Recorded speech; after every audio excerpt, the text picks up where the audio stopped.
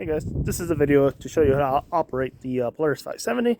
If you guys are renting this one and this one, please do not switch units. The reason for that is the brakes are on the other hand, on the other side of the handlebar. So this one's on the right and Polaris is on the left. And then the reason for that is, say you're used to the brakes on the right hand side, you switch to this one, you're automatically going to get used to the brakes on the right hand side. So let's go and show you how to start this machine. The very first thing, of course, is let the machines warm up. Never ride the machines hard. Let everything warm up, especially for the belt, because you could actually snatch belts. When you're operating the machine, anytime you switch to park, reverse, neutral, low, or high, make sure you are at a complete stop. If you're not at a complete stop and you actually engage high or low, you can actually mess the unit up pretty well, and it's also incredibly dangerous. Same thing with all-wheel drive. Engage all-wheel drive when you're absolutely at a standstill. Let's go hop on the unit. The very first thing you want to do is, the minute you stand on the unit here, or sit on the unit, I'm sorry, is you're going to turn on the key. So you're sitting on the unit, turn the key, give it a little bit of time to prime.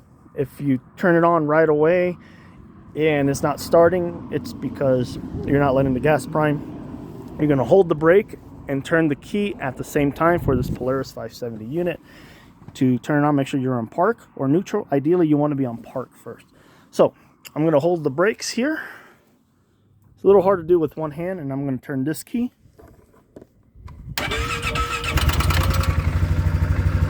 notice I'm holding the brake, turn the key.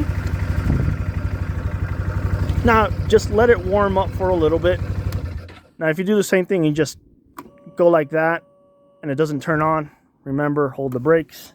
Make sure you're in park. Whenever you're ready to ride, make sure you're on high. So H, you'll see it there. Low, you'll see it there. Then, of course, neutral, park. This is the kill switch here. You don't really need to activate the kill switch. It's always a good idea, but I do just turn off the key right here and you're good to go. Turn on the key one more time when you're ready to go. Let the engine prime. Same thing, make sure you're in park, hold the brakes, and turn the key, and that's essentially it. Now I'm going to talk a little bit about the Polaris. Polaris is one of the most expensive brands to repair, so if you are renting this unit, it's very, very important to please ride this machine with respect. A cracked rack alone, just like a rack like this, can easily be over $300. The tail light, if you crack the tail light, can easily be over $200 and something.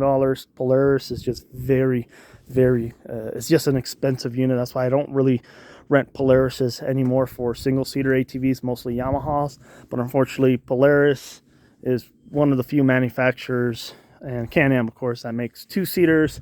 C-Force, same thing. They are a pretty expensive unit, but not like Polaris. So anytime you get these two-seaters, please use extreme caution. Do not drift, do not do donuts, do not hit things very hard because they can break or bend tie rods. For example, when you look at this unit below, this tie rod right here, if you hit something very hard or head on with like a pothole or a ditch or something at speed, that can easily bend or break. Also, never tailgate one another, as of course, that's the #1 cause of accidents, of people hitting the back and stuff like that. Or they'll break this or the tail light because they're tailgating one another. So always leave plenty of space. And of course, please do not speed again with these units.